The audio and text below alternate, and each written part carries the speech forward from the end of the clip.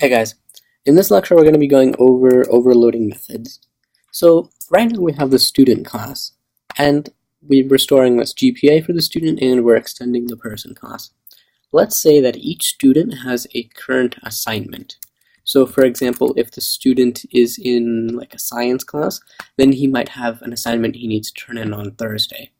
So let's keep track of that by creating an assignment class and then adding an assignment variable into our student class. So to do that, let's go to our default package, then we'll go new class, assignment. Alright, so this assignment class is just going to hold, let's just say the assignment is going to have a name, and then it's going to be assigned, let's see here, class name. So an assignment might be like for a science class or a math class, and we would store that in this class name variable. And then now that we're getting a little more sophisticated in our programming techniques, or in our object-oriented programming knowledge, let's start using the date class provided by Java for storing the assignment to date. Notice that whenever I declare an instance variable, I always use this convention of doing m, then capital case, name, or m class name, or m assignment due date. When you're programming, everyone has their own conventions, but when you have like an instance variable, it's this is general practice to prefix it with an m. Some people do this, they underscore it and then make this lowercase, but nowadays it's just commonplace that most people use this m. Regardless, if you have some kind of convention, even if it's not this one, just make sure you stick with it whenever, like throughout your entire project. Don't switch your convention randomly, or change it to underscores when you're using m's in some places. Otherwise, it just becomes confusing. Anyways, let's go back to this. So we're gonna have our assignment constructor. It's gonna take, let's see here. We want an assignment name. We want the class name that the name of the class that the assignment belongs to, and then we're going to have a date, m assignment due date. Okay, so now we'll do m name is equal to name, and then let's do m class name is equal to m assigned due date. Oops, is equal to class name, and then assigned due date is equal to m assigned due date. Alright, so now again with encapsulation, we make these variables private. So if we were to add this assignment, like if we were to create an assignment object in our student class, we wouldn't actually be able to access these values or these variables again. So let's create a bunch of getters and setters automatically using Eclipse's handy auto generation features. Alright, so we'll do this. Boom. Okay. And what happened here? And yeah, let me rename this guy.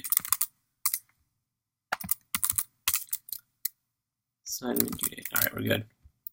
Okay, so now what we're going to do is every student is going to have current assignment.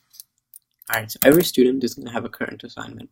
Now we won't ask for this assignment inside the constructor, because the constructor generally, this like the very, very important information we absolutely need in order to construct a student. But not every student is going to have a current assignment. I mean, the student might be a new student, for example, and might not have any assignments at all. So let's just create a setter where we can just set the current assignment.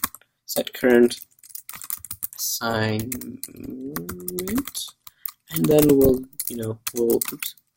pass in the assignment that we want to store as a current assignment. And current assignment is equal to assignment. Alright, fair enough. And now let's create a method where we can print out the assignment information. Print assignment info. And all we're going to do is first we're going to make sure that our assignment we're going to make sure that the user has called this function at least once, has set the assignment at least once. So in order to do that, we do if mCurrentAssignment is not equal to null. What this does is it goes to the current assignment variable right here, and it checks to see whether this variable points to something, like points to a block of memory. If there's no block of memory that it points to, then it's going to be equal to null.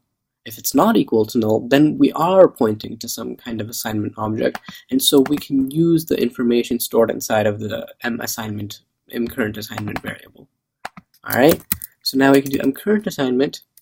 So all we're going to do, let's oh, I think our getters, I think they didn't, yeah, they don't look too great. Generally when we auto create them, because it uses the variable names, so in this case it prefixed everything with this M assignment thing. Alright, so if the current assignment is not equal to null, then we're just going to do system.out.println M current assignment dot get name, and then we'll do comma M current assignment dot get assignment due date. Okay, and now we'll go to our main class. Let's comment out this teacher for now. We'll come back to that a little later from now. Let's construct a student. Joey is equal to new student.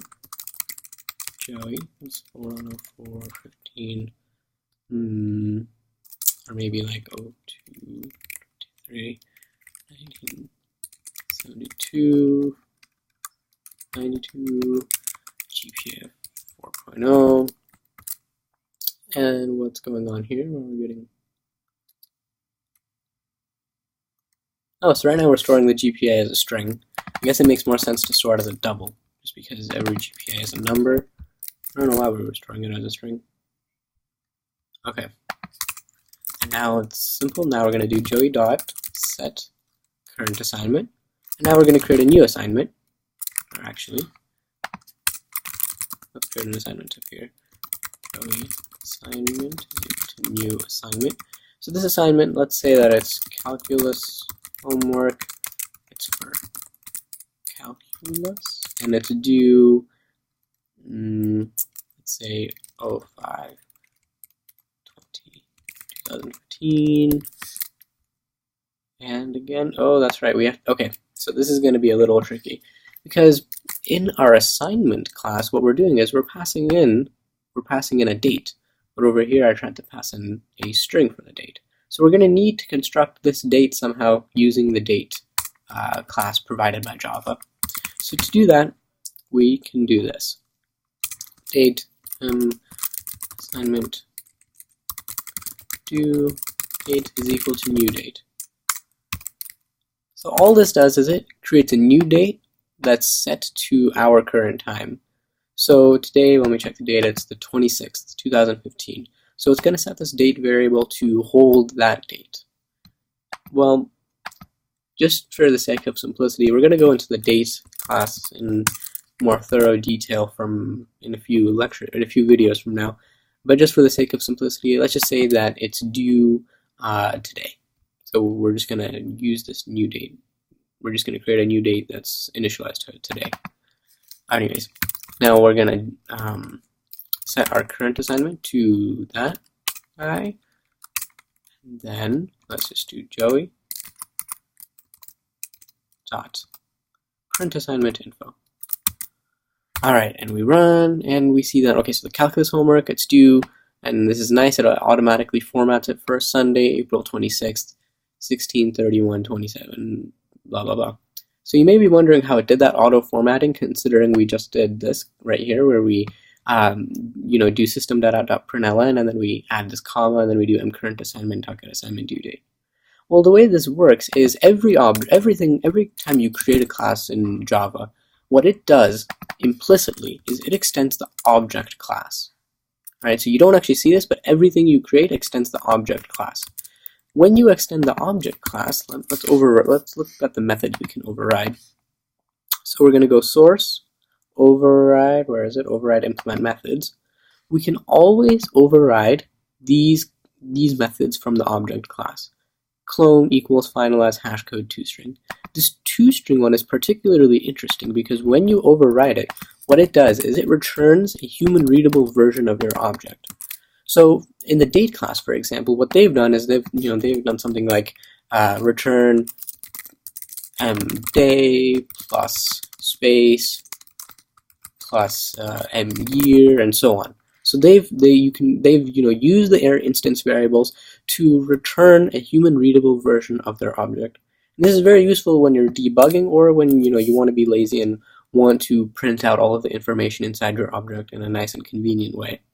So in our case, what we could do is we could print out the name of the student, and then we could print out the GPA, GPA, and now we can replicate this ourselves by doing system.out.println Joey.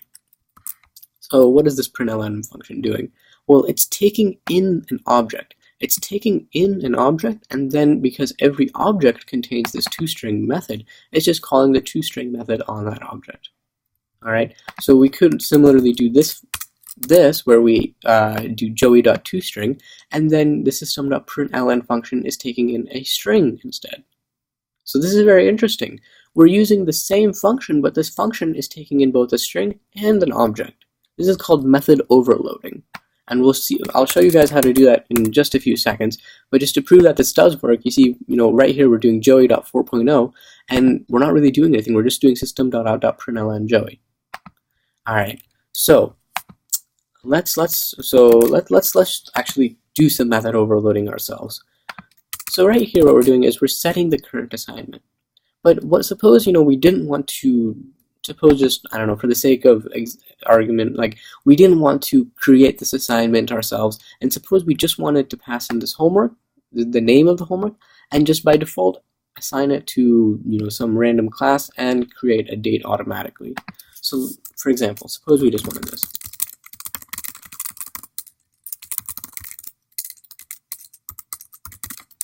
String assignment name. Okay, well we couldn't do this. We could not do this because we're trying to say that this assignment object is equal to this string assignment name object. That's not going to work. But what we can do is we can create an assignment object, set its assignment name to the parameter we're passing in, and then let's just say that the name is default class, and then we're just going to initialize it to today's date. So notice what we did here. This is shorthand. Before we did date equals new date, and then we would put it inside here, right? But that's the same exact thing as just putting this new date constructor call inside of this other constructor. What this is doing is it's doing new date, and then it's returning a reference to a date object which we don't see, but which the assignment class does see because it's just being passed in. Okay, so we've done this, and now this becomes very simple. We can also do joey.setCurrentAssignment to biology project. So notice now we're not passing in an assignment object like we are up here. Now we're just passing in a string for an assignment name, and all of the other fields, like this field and the second and third fields, basically, they're being set automatically. Now if we run this, we see that we're getting biology project due on today, basically. Okay, so that is method overloading. In the next few videos, we're going to continue this kind of train of thought of object-oriented programming. I'll see you guys then.